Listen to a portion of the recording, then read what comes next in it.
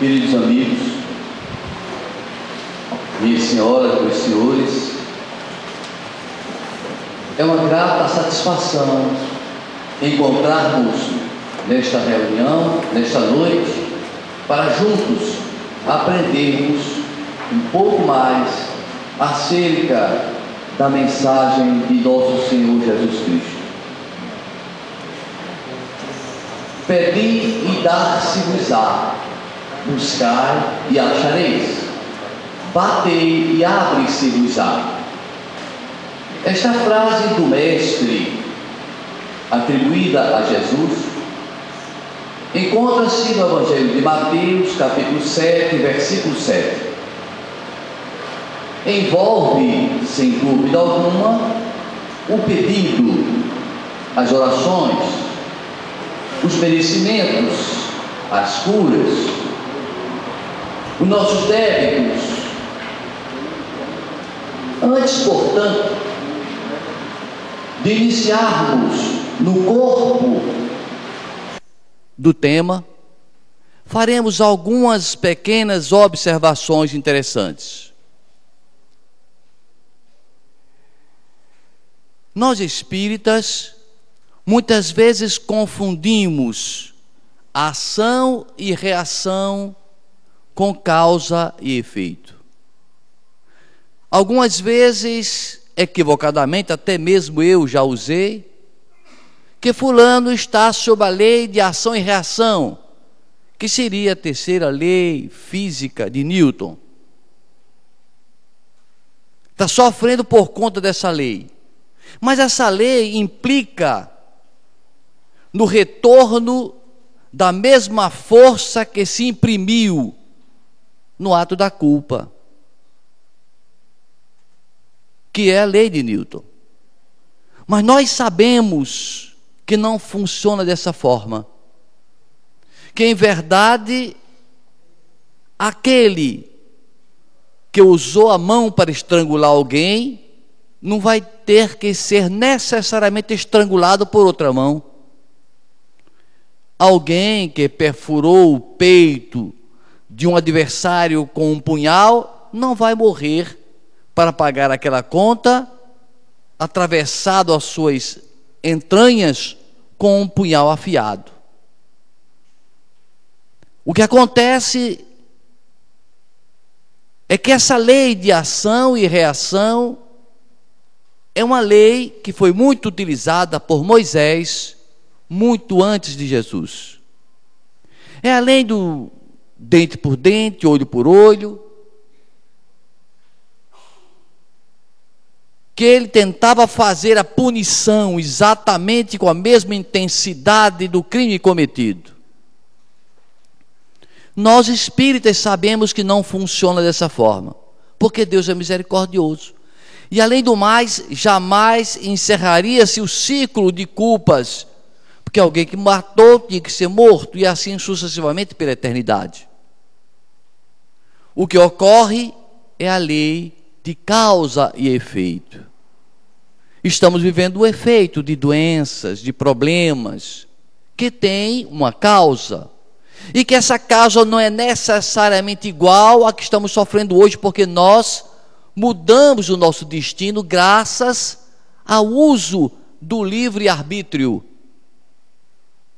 Então tudo muda dentro dessa visão cósmica da misericórdia divina. Existe sim a lei de causa e efeito. Ou seja, se eu cometi crimes tenebrosos, não necessariamente haverei de passar por situação idêntica. Eu poderei pagar minha conta de formas módicas, em prestações suaves, ou mesmo investindo meu esforço pessoal na minha transformação íntima a serviço do próximo e do bem.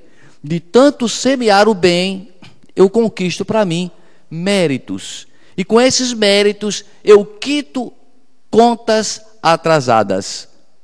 Portanto, essa história de ação e reação, dente por dente, olho por olho, fica para Moisés. para Deus, Ele não faz isso conosco. Ele é misericordioso. Nos permite a cada dia modificarmos o nosso destino. Um outro tópico que precisamos abordar, ainda que de relance, é a questão do pecado. Nós fomos criados, no passar dos séculos, com aquela informação desde pequeninos, de crianças, que estamos constantemente pecando. E, portanto, precisamos ser punidos. E quando se trata de coisas divinas, aguardemos o castigo de Deus. É esse conceito equivocado que outras doutrinas divulgam e que o Espiritismo esclarece, que na verdade nós não podemos entender os nossos deslizes como pecados, mas como infrações à lei de Deus, como imperfeições nossas que podem ser sanadas, que podem ser recuperadas. Uma outra questão que é também interessante ser abordado aqui é a questão do mérito e do merecimento. Nós temos, de repente, uma pequena empresa e temos 10 funcionários. Determinamos horário de início, de fim e tarefas de cada um. Suponhamos que dos 10, um não queira nada com nada. Esse não tem mérito. 8 participam obedecendo rigorosamente as regras. Chega na hora certa, sai na hora certa, faz exatamente aquilo que o chefe pede. Esse já tem mérito. Mas um, dentre tantos, percebendo o chefe sobrecarregado, diz: não, pode trazer o que está enchendo a sua mesa para cá, que eu também faço. Ele extrapola, ele não faz só aquilo que está determinado a ser feito, ele é proativo, ele faz algo a mais, prontifica-se a auxiliar, a cooperar. Então esse cria para si merecimento. Existe o que não tem nenhum mérito, o que tem mérito e o que tem merecimento. Então é nesse âmbito é que nós vamos estudar o pedir e dar-se-vos-á, buscai e achareis, batei e abre-se-vos-á. Porque nesses pedidos haverão sempre aqueles que não querem nada por nada. Portanto, não têm mérito e não merecem de forma alguma uma cura, por exemplo. Haverão aqueles que fazem alguma coisa, conquistarão alguns méritos, que não têm o merecimento imediato de uma cura, por exemplo, mas que pode, por uma bênção divina, em dada circunstância, receber um prêmio, uma benesse, uma cura. Existirá alguns outros que adquirem por esforço pessoal méritos especiais. É aquele que é proativo e que esse sim tem certeza que vai ser reconhecido pelo seu administrador, pelo seu chefe. É essa mecânica na qual funciona a justiça divina sobre nós. E nós humanos nos limitamos a pegar a frase de Jesus dividida em 3 partes: o pedir, buscar e bater. A gente esquece o buscar e o bater e fica só no pedir. Nós somos pedintes, pedintes na porta do templo de Deus. Não paramos de pedir. Em qualquer circunstância, estamos com a boca doce para pedir as coisas, mas com os braços cruzados para fazer qualquer pedido do Senhor.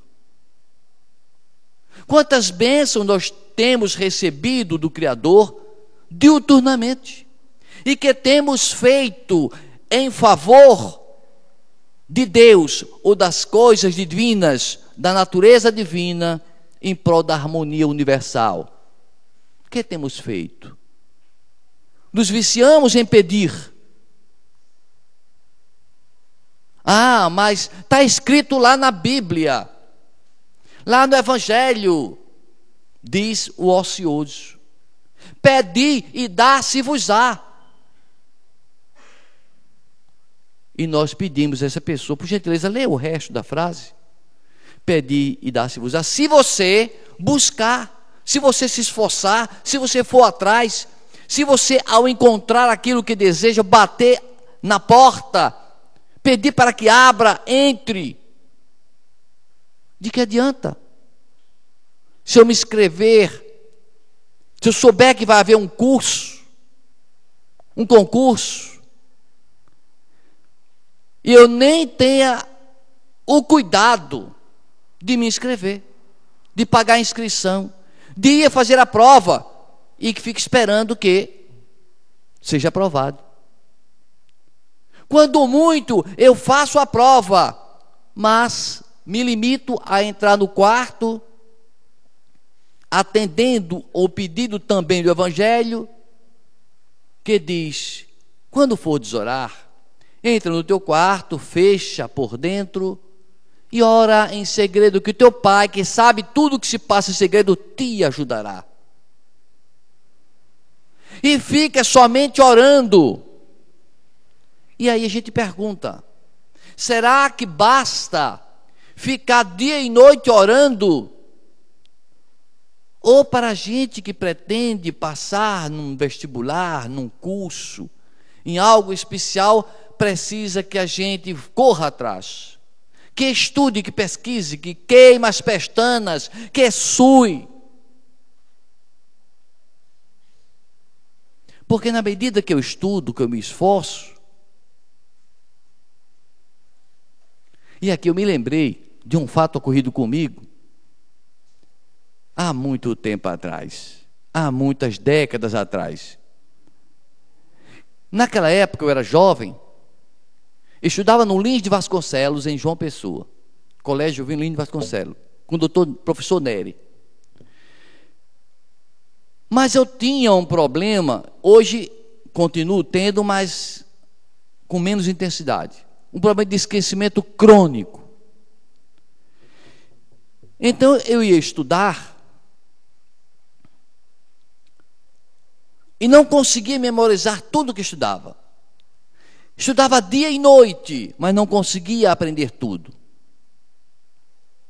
Tanto é que quando eu chegava do meio para o fim do ano, eu sabia toda a matéria do mês e do mês anterior, mas do terceiro mês para trás não sabia mais nada, esquecia tudo. Isso era terrível na prova final, porque eu não conseguia lembrar as matérias que eu tinha acumulado durante o ano, esquecia, apagava. Quase um gênio. Quase um gênio.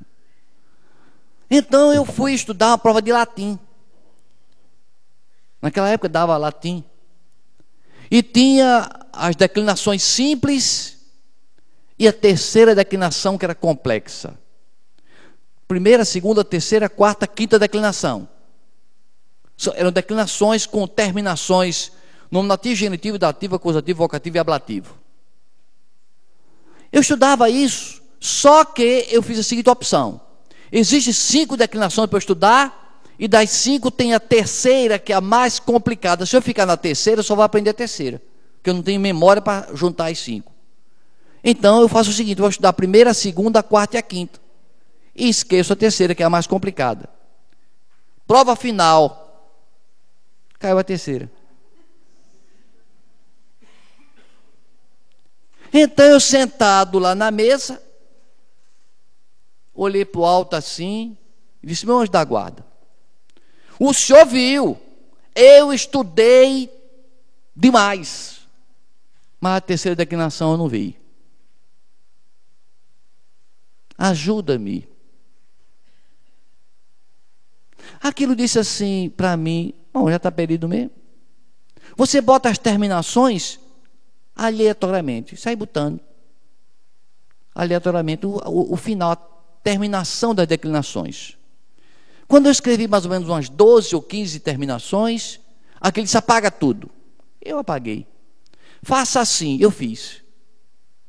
Tinha uma redação, eu fiz também, e eu calculei, a terceira declinação valia 6 pontos, e a redação 4. Bom, a redação eu fiz mais ou menos, vou ganhar 2. Vou tirar de 2 para 2,5 na prova. Quando chegou o resultado, eu estava todo murchinho lá atrás. Todo murchinho. A professora estava furiosa. Como é que dessa classe ninguém estudou? Exceção de Zanelis. Eu disse, a professora endoidou. Endoidou. Baixei a cabeça e o comandante me contou, tu, hein, estava dizendo que ia tirar 2. A nota era 0, 1, 2, 3, 0, 1, 2, 3, todo mundo, porque a terceira declinação era difícil mesmo. Zanelis tirou 8,5. Eu disse, ela errou. Fui buscar, ela errou tudinho. Cheguei, fui abrir o livro, fui conferir, tudo certo. Foi uma ajuda espiritual que eu recebi. Foi um mérito que eu tive por eu ter estudado. Agora, se eu não tivesse estudado, o anjo da guarda não tinha arrastado uma palha. Não tenhamos qualquer dúvida. Não tenhamos qualquer dúvida disso. Então, temos no Evangelho de Marcos, capítulo 5, a história da mulher que sofria de uma hemorragia há 12 anos. Era uma enfermidade muito incômoda. Podia até não ser muito dolorosa, mas era muito incômoda. E ela andava, coitada, quando saía de casa, com um monte de panos para tentar abafar aquele sangue que escoava incessantemente, de pouco a pouco. Mas essa mulher, embora tivesse essa enfermidade, ela não se revoltava contra Deus. Era uma mulher que adquiriu créditos perante o Criador, pelos seus testemunhos, pela sua caridade, pela sua devoção, pelo seu amor ao próximo, pela sua fé em Deus. Ela conquistou méritos. Até que um dia ela soube que o profeta Jesus ia passar na sua cidade. E ela então decide buscá-lo, convicta, certa de que se chegasse perto dele, ele sabendo do seu caso, ela iria ser curada. Ela tinha fé. Mas o que vem ser fé? O que nós entendemos por fé? Diz-nos Allan Kardec, no livro A Gênese, do capítulo 15, que a fé é desejo ardente, acrescido de confiança absoluta em Deus. E ela, evidentemente, tinha essas duas coisas: desejo ardente e confiança absoluta em Deus. E foi ao encontro de Jesus. E quando chegou diante do mestre, próximo ao mestre, percebeu que não conseguiria falar com ele, porque uma pequena multidão impedia que ele chegasse até o mestre. Então ela teve como alternativa aproximar-se o máximo, jogar seu braço sobre os ombros das pessoas e tentar tocar nas vestes de Jesus quando o vento agitasse a manga da sua camisa, do seu manto. E ocorreu com Jesus pregando. O vento sacode a manga do seu manto e ela consegue tocar e fica curada instantaneamente. Quanta fé! Que fé vigorosa dessa mulher! E ocorreu então aí um fenômeno inusitado. Jesus para e pergunta às pessoas que o circundam: quem me tocou? E nisso, os discípulos dizem: mestre, como o senhor ousa perguntar quem me tocou, se a todo instante as pessoas se empurram e batem no Senhor? Mas Jesus se referia a um toque especial. E ele acrescenta: eu pergunto quem me tocou, porque saiu de mim virtudes. E Allan Kardec, em Gênesis capítulo 15, explica que a pessoa que desenvolve desejo ardente e confiança absoluta cria um poder eletromagnético de atrair fluidos curadores ou de impulsioná-los quando pretende curar. E essa mulher, em virtude do seu desejo ardente e convicção de que seria curada, gerou esse campo eletromagnético de atração e sugou de Jesus fluidos. E Jesus diz: saiu de mim virtudes. Portanto, é muito fácil a gente se curar. Basta ter desejo ardente e confiança absoluta. É fácil, não é? Não é. Nós não temos desejo ardente. A gente tem desejos, mas não ardentes. Eu desejo passar, mas não estudo. Eu desejo ficar curado, mas não se trata, não se cuida, não se precaver. A gente deseja as coisas, mas não desejos ardentes, que envolve sacrifícios pessoais. Nós não gostamos de sacrifícios. Nós queremos o milagre, a instantaneidade do fenômeno, pedir instantaneamente ficar curado. Isso a gente quer. Mas o sacrifício a gente não quer. E essa mulher sugou de Jesus. E nós podemos, por isso, dessa forma, também curar. E é isso que o médium que aplica passe faz. O médium de cura realiza desejo ardente de fazer o bem e confiança na proteção espiritual e transmite fluidos curadores. Se não cura, é porque ainda está pequena a fé. E tem a ver também aquele que vai receber o passe, se ele é uma pessoa desinteressada, se tem algum mérito e se tem merecimento. Porque se a pessoa desinteressada só vai para tomar passe, mas não, nem vai assistir a palestra, chega no fim. Então esse não recebe o benefício do passe. Não recebe. É evidente. Não criou para ele méritos. Mas aquele que tem algum mérito, que se sacrifica, que estuda, que pesquisa, procura se transformar, esse conquista algum mérito, recebe algum benefício. E aquele outro que tem merecimento, que se esforça de verdade, esse sim obtém a cura. Por isso nós vamos estudar e compreender a mecânica das curas que Jesus realizava. Porque ele não curou todo mundo. Por que não curou todo mundo? Porque nem todo mundo tinha méritos, nem todo mundo tinha merecimento, nem todo mundo se empenhava por fazer jus ao merecimento. Merecimento vem de merior, do latim, que quer dizer aquele que conquista o direito a um prêmio. A um prêmio. Então é alguém que trabalha numa empresa, uma grande empresa, e tem direito a um abono de uma folga, de 2 folgas no ano. Mas porque ele se mostrou merecedor, tem merecimentos, o seu chefe falou: não, eu vou lhe dar 4 dias de folga, uma semana, 5 dias. Você emenda sábado, domingo, mais 5 dias, mais outro sábado e domingo, vai dar 5, 7, 9 dias. Porque você tem merecimento. Então a mecânica é essa, e nós buscamos as casas espíritas atrás de curas. Sim, muitas vezes. Mas a pergunta é: o que é que eu estou fazendo para merecer? Eu estou criando para mim créditos para que eu possa ser curado? Será que essa enfermidade é para mim importante que eu conviva com ela? Não será ela o buril que está burilando, que está talhando a minha escultura espiritual?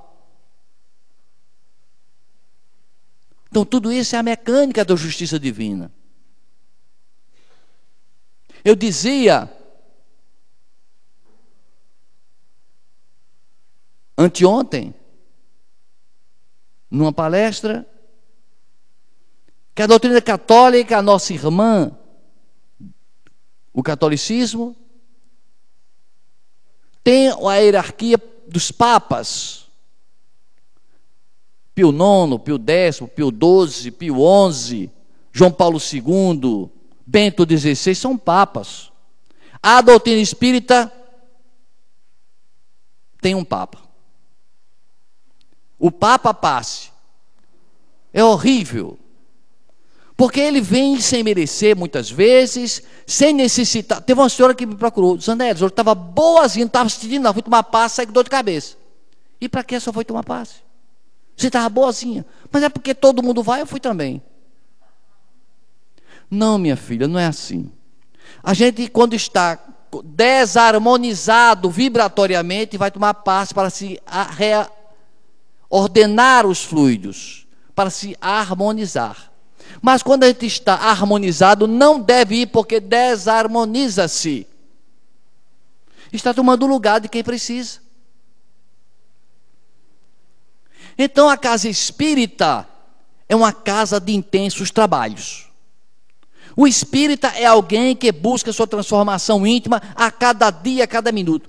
A gente tem os filósofos, pensadores, que criticaram e vivem a criticar a religiosidade nossa, daquele que segue uma religião. Nós temos um Nietzsche, nós temos um Freud que era ateu e que criticava, mas nós espíritas temos a obrigação de lutar contra nossos defeitos. Jamais vim aqui somente se pôr de joelho e dizer assim, cura meus problemas, resolve meus problemas. Não existe isso. Cada um que leve sua cruz. Foi isso que Jesus recomendou. Quando se vai para um analista, ele não diz assim, faça isso, faça aquilo. Não diz isso. Ele não manda ninguém fazer nada. Ele não resolve nossos problemas. Ele estuda-nos, faz com que a gente se compreenda melhor e diz, agora você decida. Assim Deus faz conosco. Nós temos que decidir o que fazer, o que será do nosso futuro, do nosso amanhã. Então Freud tem razão em muitos casos de pessoas fanáticas. Há 2 dias atrás, alguém liga para mim e diz, Zanelli, eu estou mandando aí para o teu e-mail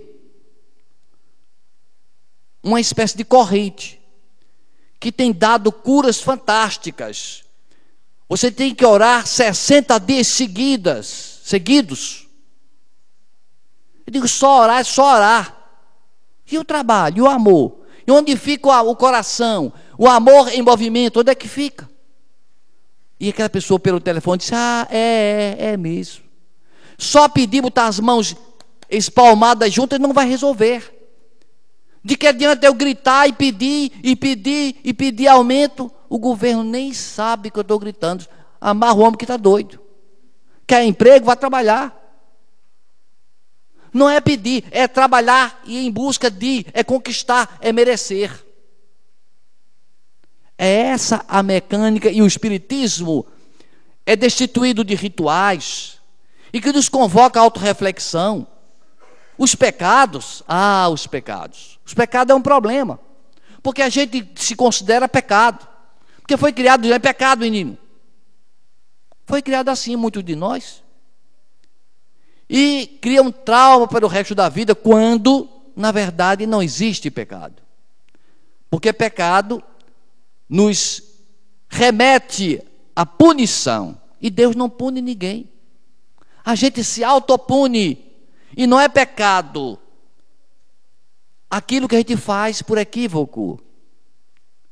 São inexperiências, são aprendizados, são imperfeições nossas que podem ser ajustadas tranquilamente. com atos de caridade, de bondade, de amor, de renúncia.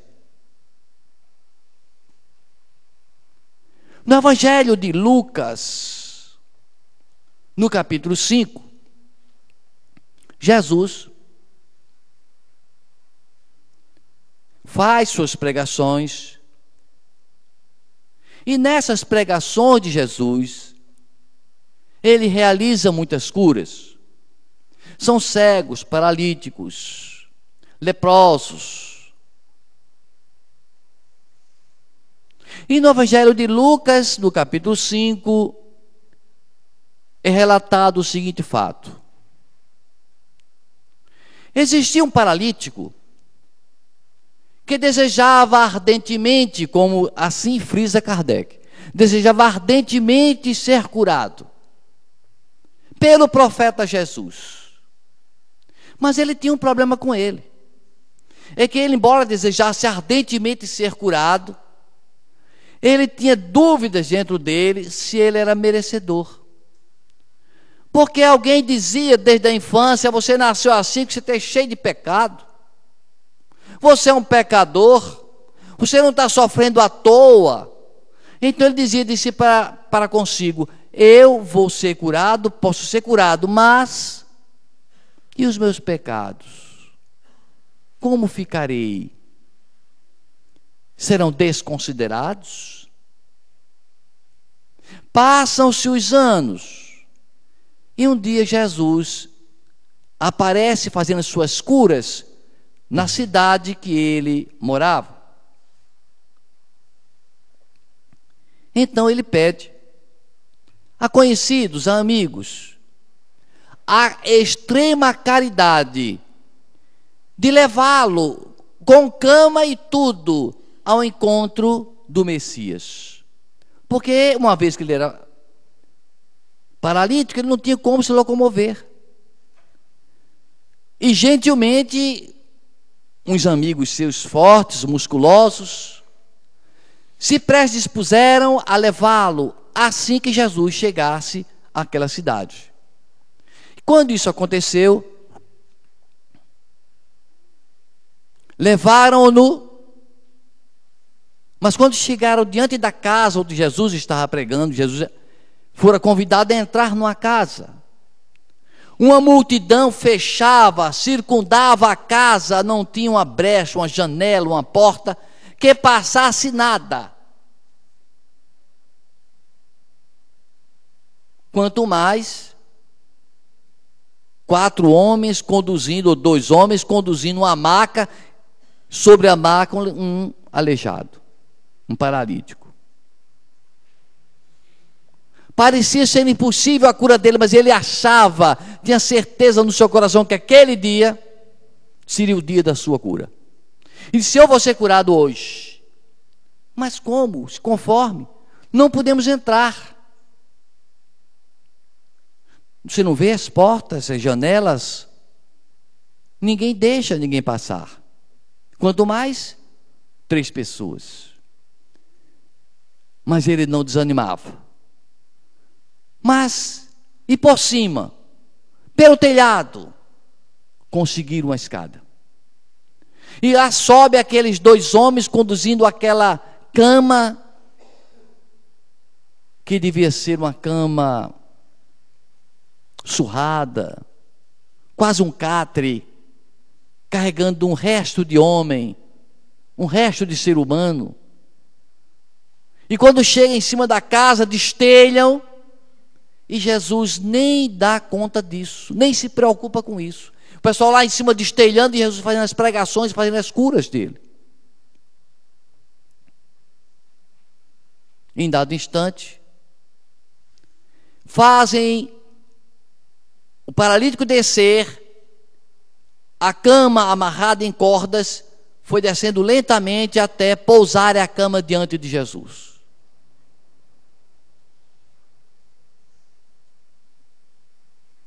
E o paralítico deve ter dito: Senhor Jesus, eu sei que tu podes me curar, mas Jesus olha para ele e percebe que ele conquistara no passar dos anos de sofrimento, méritos, desenvolver a resignação, a paciência, dera testemunhos de fé em Deus, porque ele exaltava a Deus com frequência, méritos que lhe facultava a possibilidade de cura, mas havia aquele empecilho, o empecilho psicológico de que ele tinha pecados.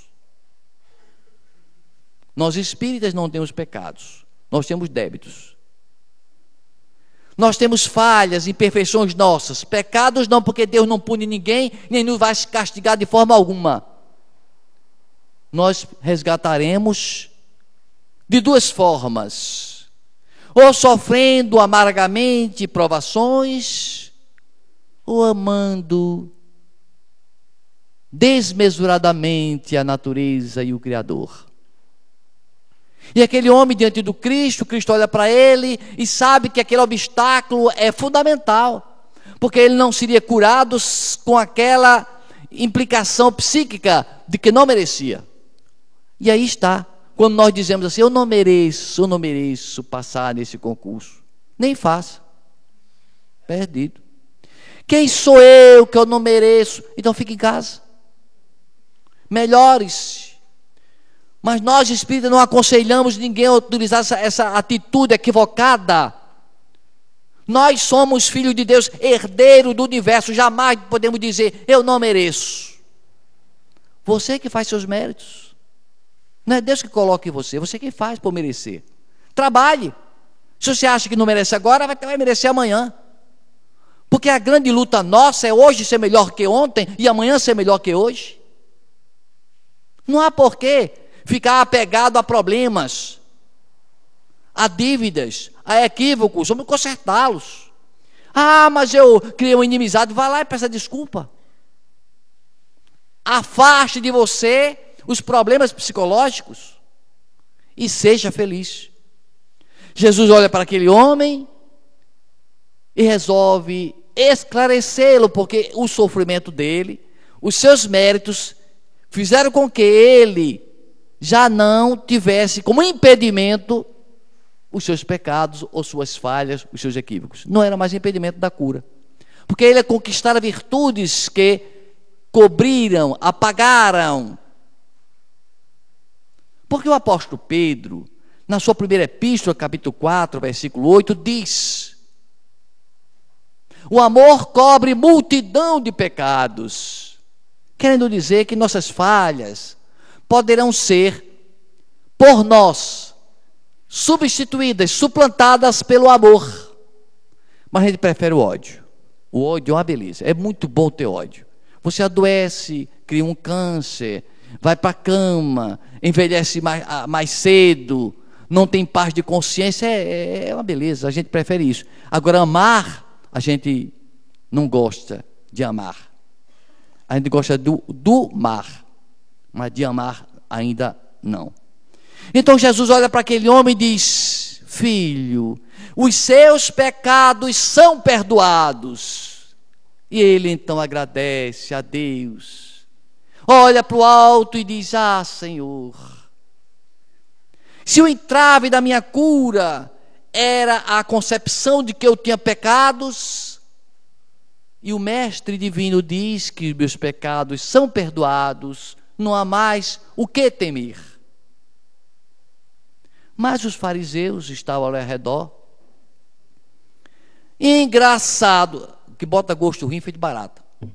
Mas muito engraçado.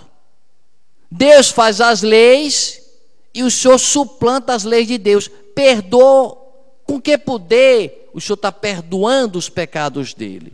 Na verdade, Jesus não disse: eu perdoo seus pecados. Ele disse: seus pecados são perdoados. Foi diferente.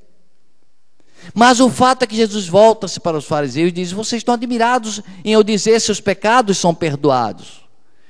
Mais admirados vocês ficarão quando eu disser: levanta-te e anda. Não é mais difícil? Disseram: é. Pois é, meu filho, levanta-te, pega a tua cama, bota na cabeça e vai. Foi o que ele fez. Então nós temos que entender que no processo das nossas curas há a necessidade de tirarmos de nós o negativismo de que eu não presto, que eu não sirvo, que eu não sou bom, que eu sou cheio de defeitos. Ora, quem é perfeito aqui na terra? Agora, uma coisa não esqueçamos de lembrar: façamos por merecer. Trabalhemos, porque a frase de Jesus não é pedi e dar-se-vos-á apenas. Buscai. Buscar quer dizer movimente-se, vá atrás, sacrifique-se. E a gente até faz, sabe? A gente sacrifica, faz serão, trabalha demais para ganhar mais dinheiro e comprar outra casa. Mas sacrificar-se em valores espirituais, morais, para autoconhecimento, a gente quase sempre não faz. A gente não faz. Há uma tendência humana de não lutar pela nossa melhoria, porque é muito mais fácil ceder aos desejos do que combatê-los. É muito mais fácil. Mas existiu também aqueles casos em que Jesus curou, em que a pessoa não tinha merecimento, nem tinha méritos. Aliás, não tinha merecimento, mas tinha algum mérito. Porque aquele que não tem mérito de qualidade nenhuma, Jesus não curou. É lógico. Se a pessoa não merece, não fez um pingo de esforço, não merece. Isso está em Mateus capítulo 8, em que um leproso vai ao encontro de Jesus. Ele não tem a fé que teve a hemorroísa, ele não teve a fé do paralítico. O leproso chega para Jesus e diz: Jesus, tu podes me curar. E calou, como quem diz: eu sei que eu não mereço, mas ele não tinha merecimentos para a cura, mas tinha algum mérito.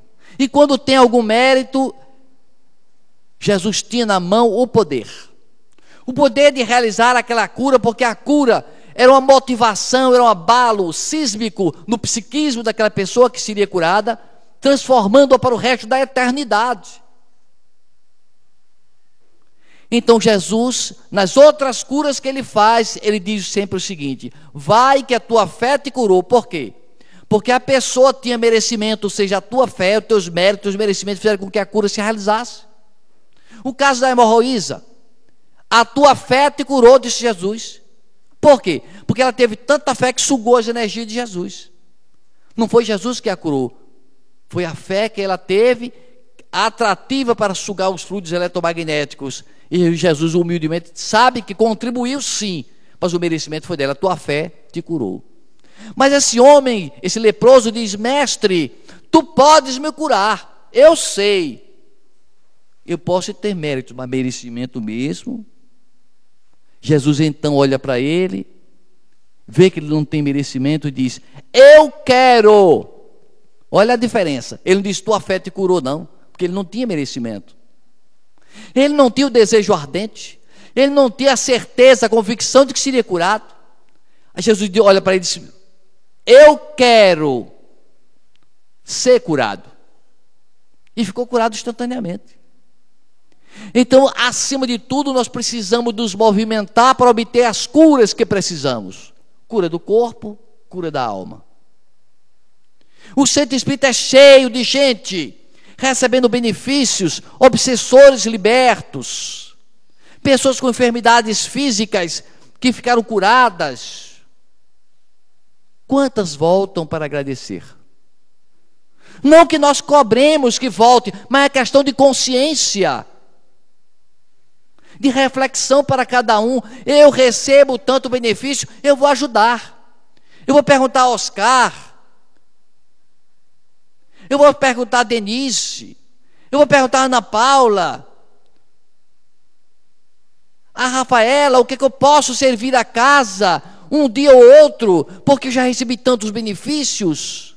Mas não, a gente é do pedir, mas onde está o agradecer?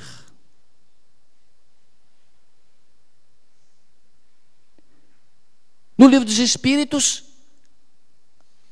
Os protetores maiores responderam dizendo que a prece tem como síntese 3 funções: pedir, agradecer e louvar.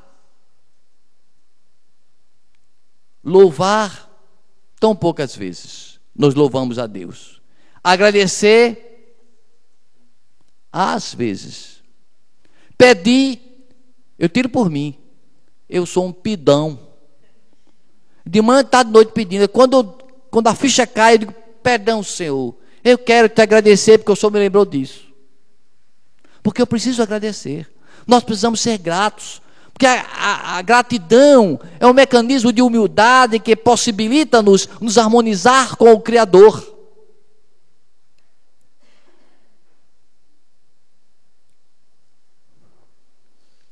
Há algum tempo atrás, há alguns anos atrás, eu peguei uma revista católica e não me lembro se era a revista Doutor Plínio ou se era o Sentinela, não me lembro exatamente a revista qual era. E tinha uma freira que contava uma historieta que eu achei interessante, mas não casava para colocar no centro espírita. Mas para o dia de hoje, para o dia desse tema, pedir e dar-se-vos-á, eu achei que era conveniente e trouxe para os senhores e senhoras. A freira conta essa história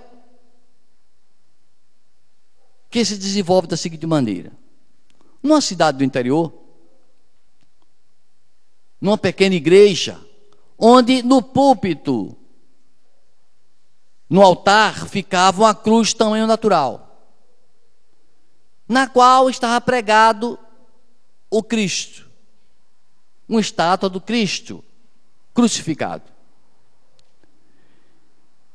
E que diariamente as pessoas iam lá até lá e se ajoelhavam ao pé da cruz, confessavam seus problemas, faziam seus pedidos, suas lamentações.